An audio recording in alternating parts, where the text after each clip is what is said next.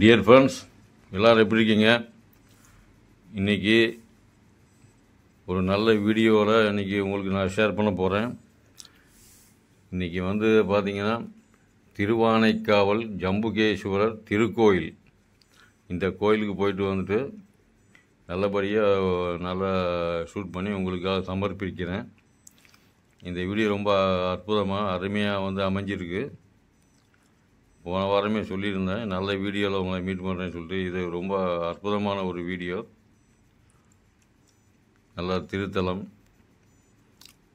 திருவானைக்காவல் ஜம்புகேஸ்வரர் ஆலயம் கோயில். Okay friends, Thiruvanaikaval அல்லது திரு ஆனைக்காய் எனப்படும் திருவானைக்காவல் கோயில் திருச்சியில் மாநகரில் அமைந்துள்ள காவேரி ஆற்றின் ஆற்றங்கரையில் அமைந்திருக்கும் மாபெரும் சிவன் கோயில் நகரமாகும். இதனை திருவானைக்காவல் என்றும் அழைப்பர். சிலர் திருவானைக்கா என்றும் அழைக்கின்றனர். அப்பர், திருஞான சம்பந்தர், சுந்தரர், அருணகிரிநாதர், தாயுமானவர், ஐயடிகள், காடவர்கோன் ஆகியோரால் பாடல் பெற்ற இந்த திருத்தலம் நன்றாக அமைந்த இடம் ஒரு காவேரியில் அமைந்துள்ளது. இந்த சிவாலயம் சிவனின் பஞ்சபூத தலங்களில் ஒன்றான நீருக்கு உரியது. தேவார பாடல் பெற்ற தலங்களில் சோழநாடு காவிரி வடகரை தலங்களில் அமைந்துள்ள 60வது சிவதலமாகும். இந்த தலத்தோட வரலாறு பற்றி பார்க்கலாம் ஃப்ரெண்ட்ஸ். புராண காலத்தில் வெண்ணாவல் மரங்கள் நிறைந்த காடாக இத்தலம் இருந்தது. அங்கே ஒரு வெண்ணாவல் மரத்தடியில் ஒரு சிவலிங்கம் இருந்தது. சிவகணங்களில் இருவர் தாங்கள் பெற்ற சாபம் காரணமாக இக்காட்டில் ஒரு யானையாகவும் சிலந்தியாகவும் பிறந்தனர். சிவலிங்கம் கூரை இல்லாமல் வெயில் மலையில் கிடந்தது. சிலந்தி சிவலிங்கத்தின் மேல் வலை பின்னி வெயில் மலை மற்றும் மரத்தின் சருகுகள் லிங்கத்தின் மேல் விழாமல் காத்தது. யானை காவிரியிலிருந்து தன் துதிக்கை மூலம் நீரும் பூவும் கொண்டு வழிபட்டது.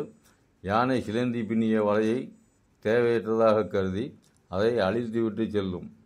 சிலந்தி மறுபடியும் வலை பின்னி தன் வழிபாட்டை தொடரும்.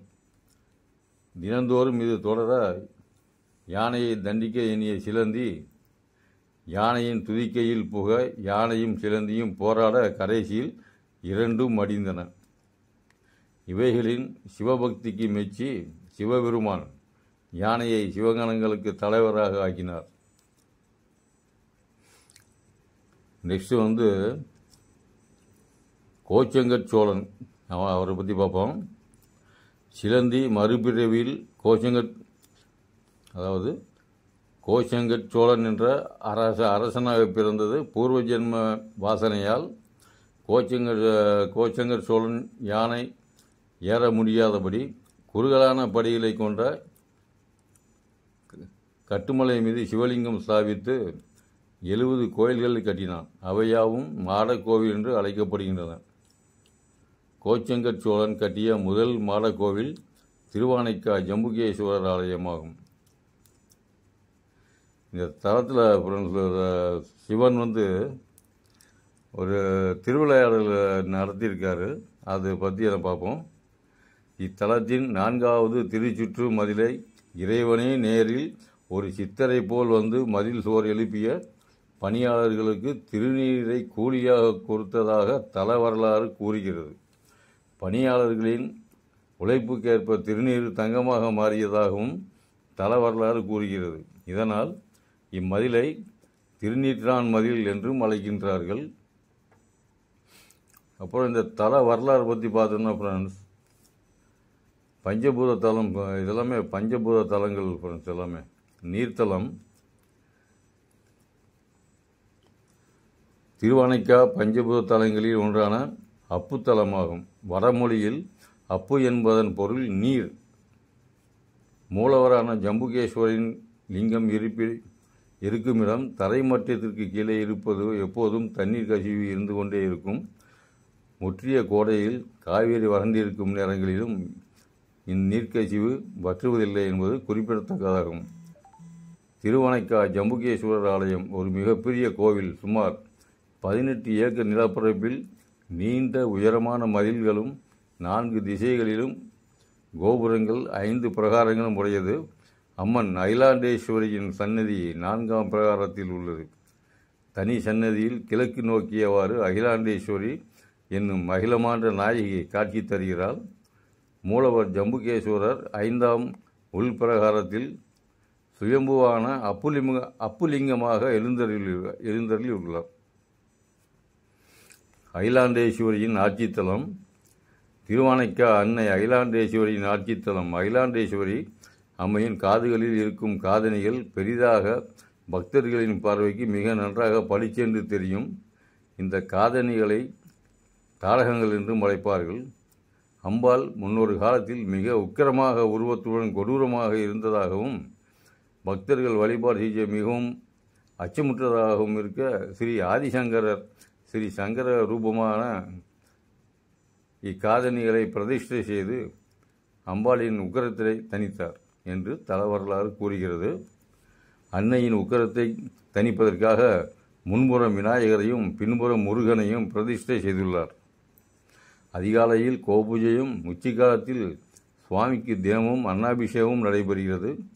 உச்சிக்கால பூஜையின் போது சிவாச்சாரியார் அன்னை அகிலாண்டேஸ்வரி போல பெண் வேடமிட்டு கிரீடம் அணிந்து கொண்டு மேல வாத்தியங்களோடு யானை முன்னே செல்ல சுவாமி சந்நிதிக்கு வந்து சுவாமிக்கு அபிஷேக ஆராதனைகளை செய்வது இத்தலத்தின் தனி சிறப்பாகும். டியர் ஃப்ரெண்ட்ஸ், இந்த வீடியோ பிடிச்சிருந்தால் லைக் பண்ணுங்கள், ஷேர் பண்ணுங்கள், சப்ஸ்கிரைப் பண்ணுங்கள். அப்படியே உங்கள் ஃப்ரெண்ட்ஸுக்கு எல்லாமே ஷேர் பண்ணுங்கள் ஃப்ரெண்ட்ஸ். அப்போ தான் நான் போகிற வீடியோ எல்லாமே உங்களுக்கு கண்டினியூஸாக வந்துட்டுருக்கோம். அதுக்கு நீங்கள் என்ன செய்யணும்னா அந்த பெல் பட்டனை மட்டும் ப்ரெஸ் பண்ணி விட்ருங்க போதும் ஃப்ரெண்ட்ஸ். உங்கள் ஃப்ரெண்ட்ஸுக்கு சொல்லுங்கள் ஃப்ரெண்ட்ஸ். அப்புறம் அம்பிகை வழிபட்ட லிங்கம் அதை பற்றி பார்ப்போம். இங்கே இருக்கும் ஜம்புலிங்கம் அன்னையால் செய்யப்பட்டது. ஒரு முறை பூமிக்கு வந்த அம்பிகை சிவனை வழிபட சித்தம் கொண்டார். அழகிய காவேரியில் சிறிது நீர் எடுத்து லிங்கம் வடித்தார். அம்பிகையின் திருக்கரங்களிலிருந்து நீர் லிங்கமாக மாறியது. அம்பிகை அந்த லிங்கத்தை வழிபட்டு ஆனந்தமடைந்தார். நீரால் செய்யப்பட்டதால் லிங்கம் ஜம்புகேஸ்வரர் என வழங்கப்படுகிறது. பெயர் வந்திருக்கு.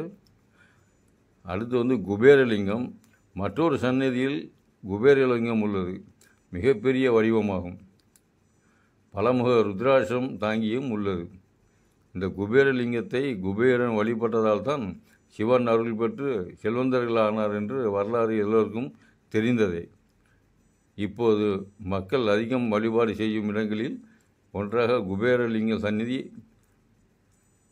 சந்நிதியை இப்போ எல்லாருமே குபேரனா வரணும்னு சொல்லி அங்கே தான் போய் போய் எல்லாமே வழிபாடு செய்கிறாங்க. அதை பற்றி தான் இப்போ எல்லாமே நல்லா டாக்கிங்கில் போயிட்டுருக்கு. சிற்பங்கள்லாம் பார்த்தீங்கன்னா ரொம்ப அருமையான சிற்பங்கள் ஃப்ரெண்ட்ஸ். பல அரிய சிற்பங்களும் இத்தலத்தில் காண கிடைக்கின்றன. அதில் முக்கியமானது 3 கால் முனிவர் சிலை. சிவலிங்க சந்நிதிக்கு இடப்புறம் அமைந்துள்ள வெளிப்பிரகார தூண்களில் இந்த சிற்பம் காண கிடைக்கின்றன. அது மட்டுமின்றி ஏகநாதர் திருவுருவம் அன்னையின் சந்நிதிக்கு வெளியே உள்ள தூணில் காண கிடைக்கிறது. ஏகநாதர் என்பது மும்மூர்த்திகளும் சமமானவர் என்றும் எல்லோரும் ஒருவரே என்று மாபெரும் தத்துவத்தை விளக்கவும் வல்லது. அது மட்டுமின்றி 4 கால் தூணில் உள்ள மங்கைகள் எல்லோரும் மனதையும் கவர்கின்றார்கள். அவர்களின் கூந்தல் அலங்காரம் பிரமிக்க வைப்பதாக உள்ளது. அதிலும் ஒரு சிறு குழந்தையை ஏந்தி கொண்டு இருக்கும் பெண் மிகவும் தத்ரூபமாக செதுக்கப்பட்டுள்ளார்கள். கல்வெட்டுகள்லாம் பார்த்திங்கன்னா ரொம்ப அருமையான கல்வெட்டுலாம் இங்கே இருக்குது ஃப்ரெண்ட்ஸ். பல்வேறு சோழ மன்னர்கள் இக்கோயிலுக்கு பல கொடைகளை வழங்கியுள்ளனர். இதை தவிர இங்கு கிடைத்துள்ள 156 கல்வெட்டுகள் மூலம் அறியலாம். இவற்றுள் பராந்தக சோழன் பற்றிய கல்வெட்டுகளே மிக தொன்மையானவை. அரசர்கள் மற்றும் சான்றோர்கள் திருத்தொண்டு என்னென்ன பண்ணியிருக்காங்க பார்ப்போம். இத்தலம் பெருமை அறிந்து தமிழ்நாட்டைச் சேர்ந்த சோழ பாண்டியர்கள் மட்டுமின்றி போசள பேரரசர்கள், விஜயநகர அரசர்கள், மதுரை நாயக்கர்கள் போன்றோரும் ஆற்றிய திருப்பணிகளை சுமார் 154 கல்வெட்டுகள் அறிவிக்கின்றன. 5 பிரகாரங்களை கொண்ட திருத்தலத்தின் முதலாம் பிராகாரத்திலான துவாரபாலகர் திருவுருவங்களாக செய்விந்தவர் இளைய நாயனார் மகனார் தெய்வங்கள் பெருமாள். நீலகண்ட நாயக்கர் 4ஆம் பிரகாரத்தில் அகிலாண்ட நாயகியின் முன் உள்ள பசுபதீஸ்வரம் உரையாரை எழுந்தருள செய்துள்ளார்.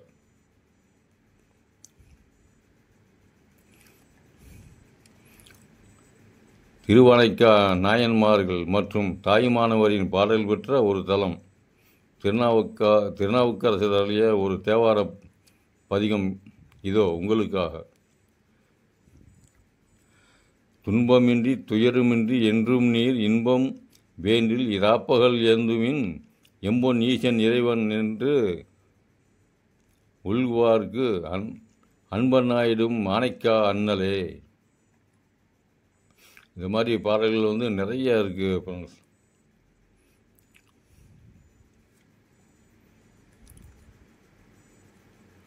அப்புறம் வர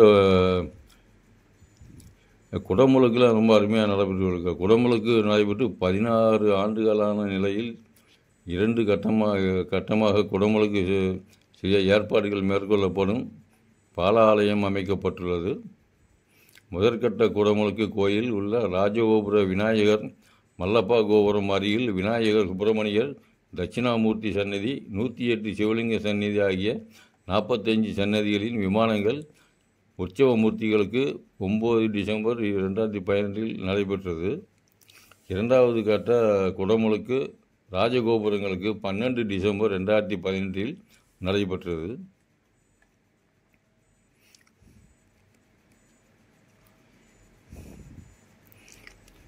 அப்புறம் இந்த கோயிலில் பார்த்தீங்கன்னா ரொம்ப அருமையான சிற்பங்கள். இன்றைக்கி சண்டைங்கிறதுனால ரொம்ப அழகான தரிசனம், ரொம்ப ரொம்ப ரொம்ப அழகான தரிசனம் கிடைத்தது. ரொம்ப பெரிய கோயில் ஃப்ரெண்ட்ஸ். ஏன்னா வாங்க ஃப்ரெண்ட்ஸ், எல்லாம் ஃபேமிலியோடு வாங்க, பசங்கள்லாம் அழைச்சிட்டு வாங்க. ரொம்ப பெரிய கோயில், நல்ல சக்தி படைத்த ஒரு கோயில். பஞ்சபூதங்களில் 5 பஞ்சபூதங்களில் இது ஒரு நீருக்குரிய ஒரு ஸ்தலம். பார்த்தீங்களா ஃப்ரெண்ட்ஸ், இதெல்லாம் லாங் ஷாட்டே கிடையாது, ஒரிஜினல் ஷாட் தான் அது. சில பேர் ரொம்ப லாங் ஷாட் வச்சு ரொம்ப தூரமாக இருக்கிற மாதிரி காமிப்பாங்க. அந்த மாதிரிலாம் கிடையாது, ஒரிஜினல் ஷாட் பண்ணால் தான் அது. ஒரிஜினலாகவே ஷூட் பண்ண வீடியோ தான் அது. இந்த பாருங்கள், எங்கே லாங் ஷாட் வைக்கல, எதுவும் வைக்கல. எவ்வளோ லாங் இருக்குது பாருங்கள்.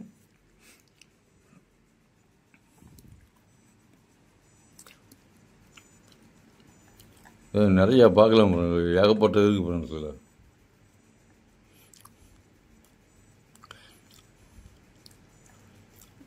பார்த்தீங்கன்னா நிறைய வெயில் காலையில் 9 மணிக்கே வெயில் ரொம்ப கொஞ்சம் அதிகமாக தான் இருந்துச்சு. அப்படி இருந்தால் கொஞ்சம் பரவாயில்ல. அப்படியே இப்போ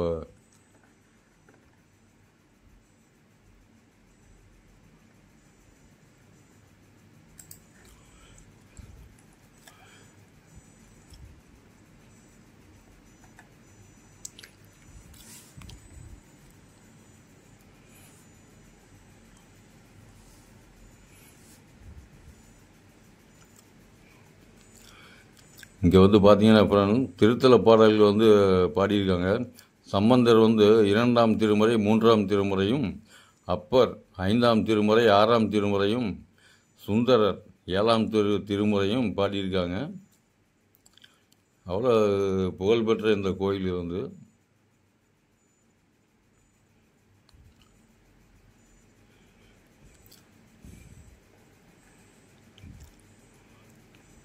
வாங்க ஃப்ரெண்ட்ஸ், ஃபேமிலியோட வாங்க ஃப்ரெண்ட்ஸ்.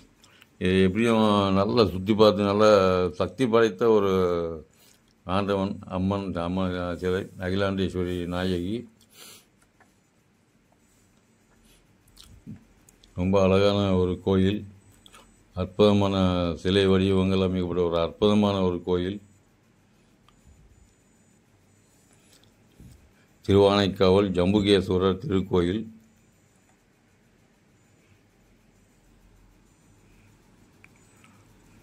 இதெல்லாம் பார்த்தீங்கன்னா அபிஷேக நீர், திரு அபிஷேக நீர். இது எல்லாமே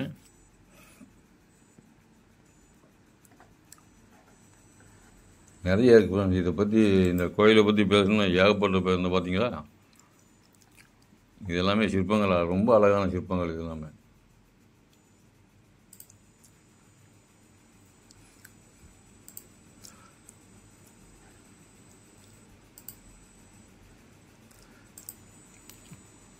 இதெல்லாம் பார்த்தீங்கன்னா ஃபுல்லாக இது வந்து கல்வெட்டு ஃப்ரெண்ட்ஸ் எல்லாமே.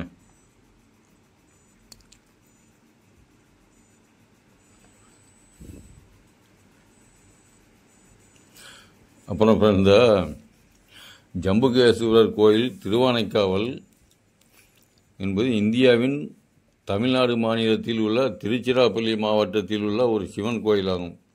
மகாபூதம் அல்லது 5 கூறுகளை குறிக்கும் தமிழ்நாட்டின் 5 முக்கிய சிவன் கோயில்களில் இதுவும் ஒன்றாகும். இக்கோயிலில் தமிழில் நீர் அல்லது நீரின் உறுப்பு ஜம்புகேஸ்வரின் சன்னதியில் நிலத்தடி நீரோடை உள்ளது. 275 பாடல்பெற்ற தலங்களில் ஒன்றான இது சோழர் காலத்து கல்வெட்டுகளை கொண்டுள்ளது. ஒரு முறை பார்வதி உலக நன்மைக்காக சிவனின் தவத்தை கேலி செய்தாள்.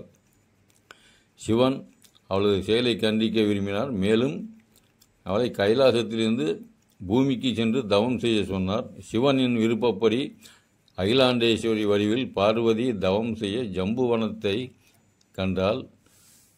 அவள் வெண்ணாவல் மரத்தின் கீழ், புனித ஜம்புவின் மேல் உள்ள வெண்ணாவல் மரம், காவிரி ஆற்றின் பொன்னி நதி என்றும் அழைக்கப்படும் காவிரி ஆற்றின் நீரில் ஒரு லிங்கத்தை உருவாக்கி வழிபடத் தொடங்கினாள். லிங்கம் அப்புலிங்கம், நீர்லிங்கம் என்று அழைக்கப்படுகிறது. கடைசியில் சிவன் அகிலாண்டேஸ்வரிக்கு தரிசனம் அளித்து அவளுக்கு சிவஞானத்தை கற்பித்தார். அகிலாண்டேஸ்வரி மேற்கு நோக்கி நின்றது. சிவனிடமிருந்து கிழக்கு நோக்கி உபதேசம் எடுத்தால் 2 சிவஞானிகள், மால்யவான் மற்றும் புஷ்பதாந்தா அவர்கள் சிவகணங்களாக இருந்தாலும் எப்பொழுதும் ஒருவரோடு ஒருவர் சண்டையிட்டு கொண்டே இருப்பார்கள்.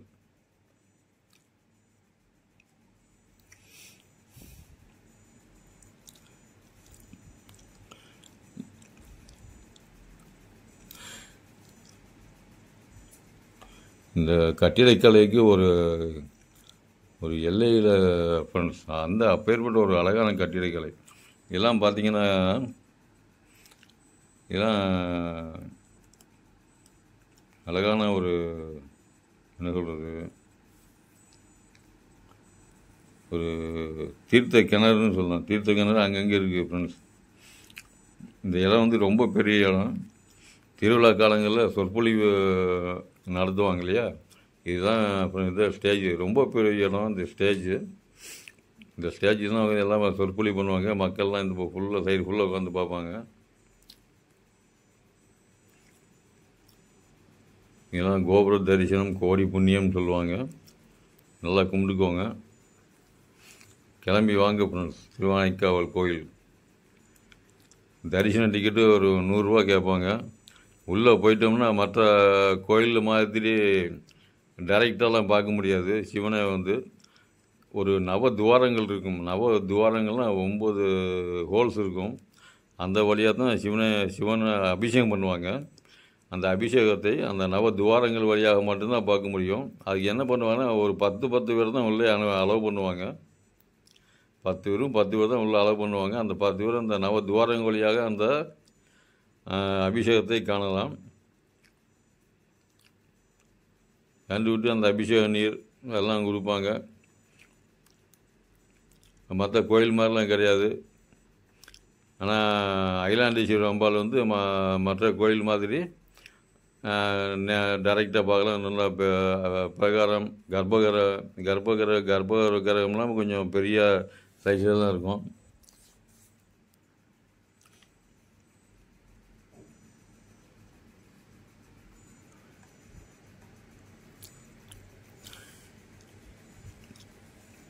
இது கோயில் நிறைய வந்து கிபி 2ஆம் நூற்றாண்டுன்னு சொல்கிறாங்க ஃப்ரெண்ட்ஸ். ரொம்ப பெரிய கோயில் பார்த்தீங்கன்னா பார்த்தாதான் நீங்கள் பார்த்ததே தெரியும் பாருங்கள் ஃப்ரெண்ட்ஸ். தூண்களை பார்த்தீங்களா? எங்கே பார்த்தாலும் தூண்கள் தான். 1000 கால் தூண். இது ஒரு கொடிமரம்.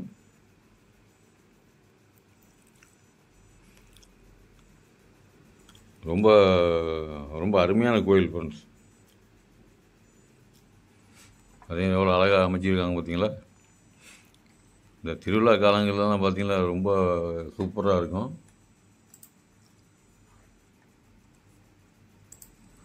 வாங்க ஃப்ரெண்ட்ஸ்.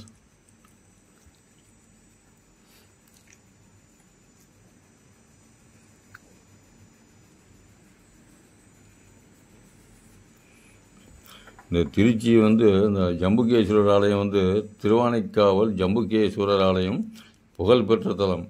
யானை பூஜித்ததால் இது யானைக்காவல் என்று அழைக்கப்படுகிறது. அம்பிகை ஈசனிடம் உபதேசம் பெற்ற தலமாதலால் உபதேச தலம். ஜம்பு மாதவ முனிவர் வழிபட்டதால் ஜம்புவனம் என்று அழைக்கப்படுகிறது. ஜம்புகேஸ்வரம், ஜம்புவீஸ்வரம் என்றெல்லாம் இத்தலம் அழைக்கப்படுகிறது.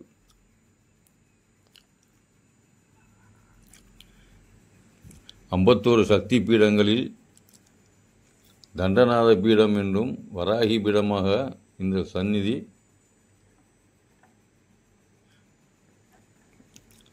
வந்து இந்த மாதிரி அழைக்கப்படுது.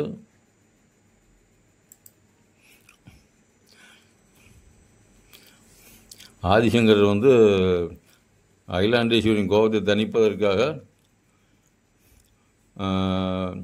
பகவத்பாதால் உருவாக்கி பிரதிஷ்டை செய்த சிவ சக்கரம், ஸ்ரீ சக்கரம் போன்ற 2 தாரகங்களையும் புதுப்பித்து அம்பிகைக்கு அணிவித்து மகிழ்ந்தார்.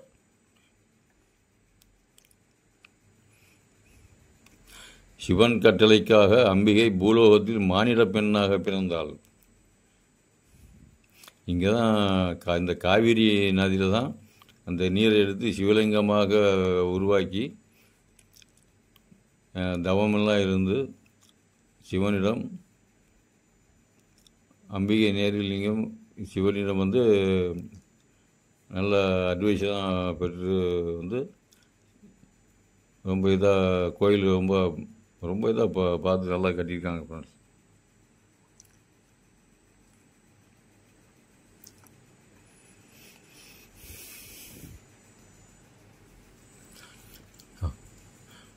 பிற்காலத்தில் ஜம்பு என்னும் முனிவர் சிவனை வேண்டி இங்கு தவம் இருந்தார்.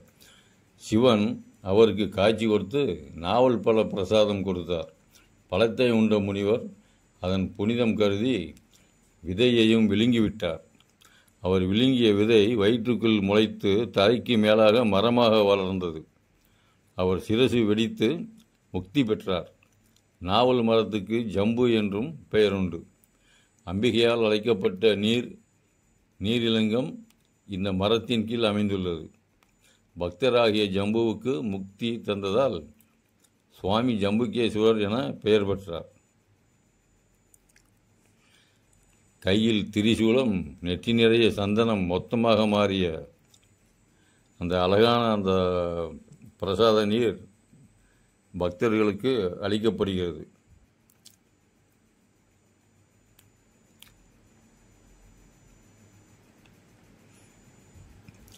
பிரம்மா ஒரு முறை தன் படைத்த பெண்ணையே அடைய விரும்பினார்.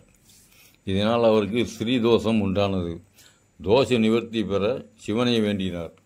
அவருக்கு அருள சிவன் கைலாயத்திலிருந்து கிளம்பினார். அப்போது அம்பிகை தானும் வருவதாக கூறினாள்.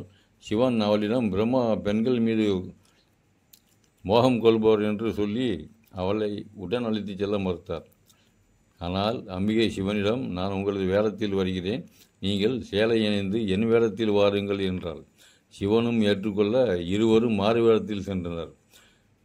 சிவமும் சக்தியும் ஒன்று என்பதன் அடிப்படையில் இந்த திருவிளையாடல் நிகழ்ந்தது. பின்னர் பிரம்மாவுக்கு இருவரும் பாவ மன்னிப்பு வழங்கினர்.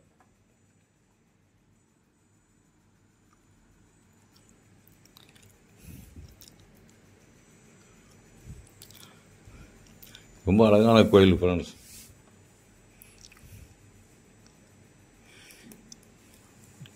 இந்த சிலந்தி யானை கதையெல்லாம் சொன்னேன் இல்லையா ஃபர்ஸ்ட்டு, இந்த கோயிலில் தான் முக்தி அடைஞ்சாங்க ஃப்ரெண்ட்ஸ். சாப விமோச்சனம் பெற்று முக்தி அடைந்ததாக வரலாறு. அப்புறம்தான் அந்த சிலந்தி தான் ஒரு அரசராக பிறந்து நிறைய கோயிலை கட்டினார். அந்த வரலாறுலாம் ரொம்ப பெரிய வரலாறாக இருக்குது. ஆனால் ரொம்ப சக்தி வாய்ந்த ஒரு கோயில்.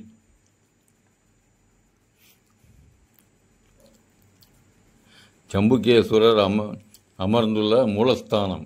எதிரில் வாசல் கிடையாது. 9 துளைகளுடன் கூடிய கல் ஜன்னல் இருக்கிறது. பக்தர்கள் இந்த துளை வழியாகத்தான் சுவாமியை தரிசிக்க வேண்டும். இந்த ஜன்னல் மனிதன் தன் உடலில் உள்ள 9 வாசல்களையும் அடக்கி சிவதரிசனம் செய்ய வேண்டும் என்பதை உணர்த்துகிறது. நான் ஏற்கனவே சொல்லியிருந்தேன் ஃப்ரெண்ட்ஸ், அந்த நவத்வாரங்கள்னு அது இதை தான் குறிக்குது ஃப்ரெண்ட்ஸ். சிவாலயங்களில் ஐப்பசி பௌர்ணமியில் அன்னாபிஷேகம் செய்வது வழக்கம். ஆனால் இங்கு வைகாசி பௌர்ணமியில் அன்னாபிஷேகம் செய்கின்றனர். இங்கு சிவன் சன்னதியில் எப்போதும் நீர் ஊறிக்கொண்டே இருக்கும். ஐப்பசி மாதம் மழைக்காலம் என்பதால் கருவறைக்குள் தண்ணீர் வழக்கத்தை விட அதிகமாக இருக்கும். எனவே அன்னாபிஷேகம் செய்வது சிரமம். வைகாசியில் தண்ணீர் குறைந்து ஈரப்பதம் மட்டுமே இருக்கும். எனவே அந்த நேரத்தில் அன்னாபிஷேகம் செய்கின்றனர்.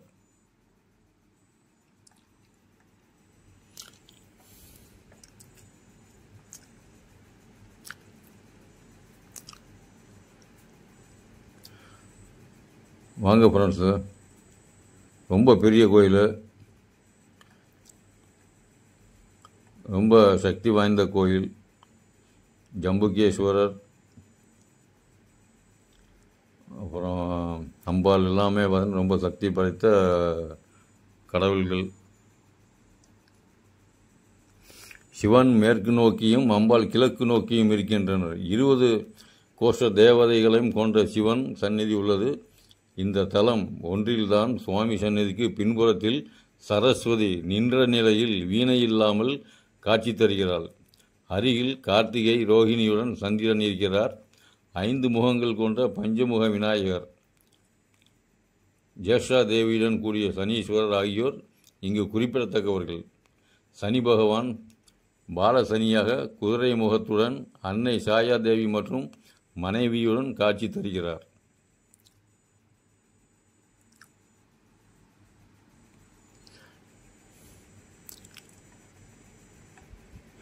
குபேரன் பூஜித்த குபேரலிங்கம் ஜம்பு தீர்த்தக்கரையில் உள்ளது. ஆனி பௌர்ணமியில் இவருக்கு முக்கணி அபிஷேகம் நடக்கிறது. இத்தல இறைவன் சுயம்புலிங்கமாக அருள் பாலிக்கிறார். பௌர்ணமி தோறும் அகிலாண்டேஸ்வரி சன்னதியில் உள்ள மகாமேருவுக்கு நவாவரண பூஜை நடக்கிறது. இத்தலத்தில் 5 மணி நேரம் தங்கி அகிலாண்டேஸ்வரியின் மந்திரங்களை உச்சரித்து வந்தால் எந்த காரியங்கள் வெற்றியடையும் என்பது சித்தர்கள் வாக்கு.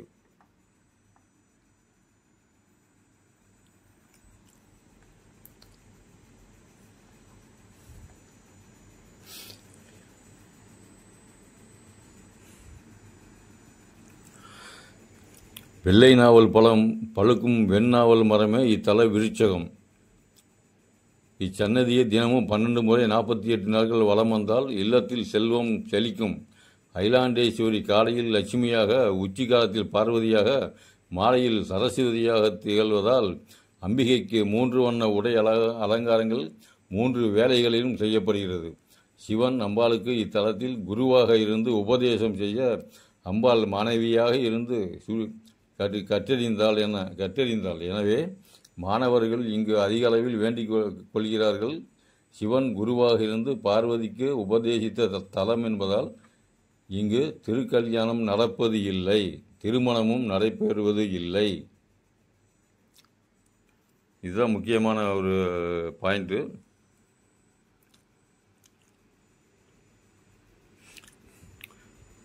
வாங்க ஃப்ரெண்ட்ஸ், திருச்சியிலேருந்து ரொம்ப பக்கம்தான் ஃப்ரெண்ட்ஸ். வந்து நல்ல தரிசனம் பண்ணலாம். நல்லா அந்த இங்கே சின்ன சின்ன குளங்கள் எல்லாமே இருக்குது.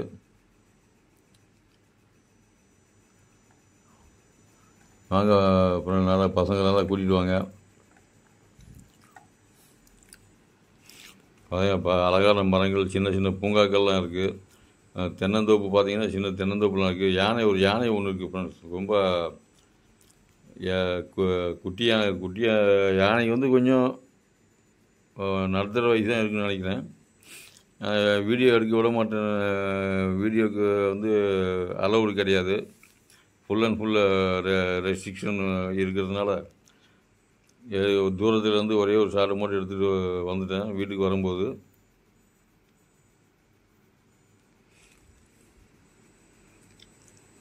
கோபுரங்கள்லாம் பார்த்தீங்கன்னா கோபுர தரிசனம் எல்லாம் தான். இதெல்லாமே எக்ஸிட்டு, வெளியே வர பாதை.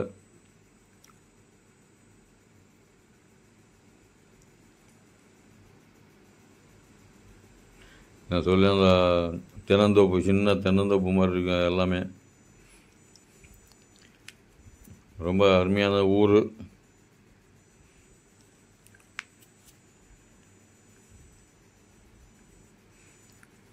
பார்ப்பதுக்கு ரொம்ப அழகாக இருக்கும்.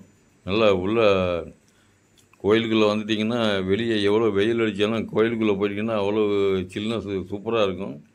நல்லா ஜில்லுன்னு இருக்கும் கோயிலுக்குள்ளெலாம் பார்த்தீங்கன்னா.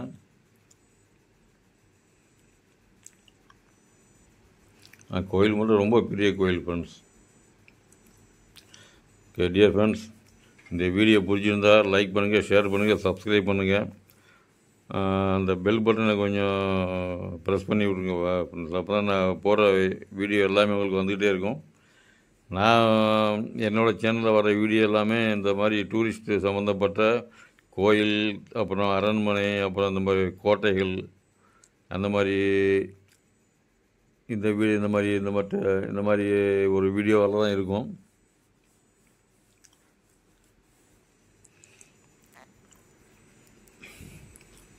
வந்து லைக் பண்ணி தான் ஃப்ரெண்ட்ஸ். யானை, கோயில் யானை எப்படி இருக்குது பார்த்தீங்களா, கம்பீரமாக.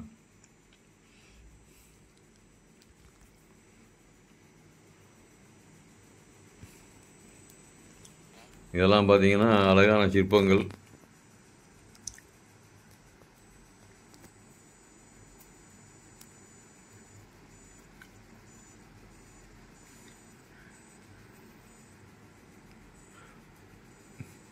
அகிலாண்டேஸ்வரி கோயில் வந்து திருச்சிராப்பள்ளியில் இருக்குது, ரூட் நினைக்கிறது.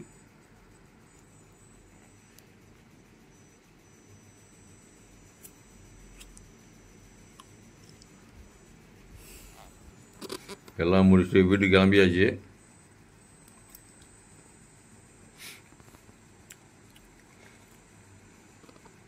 உள்ள காலையில் போய்ட்டு ஒரு 3 hours நல்லா இப்போ டைம் போனதே தெரியல. 3 hours டைம் போனதே தெரியல. நல்லா பார்த்துட்டு இருந்தோம்.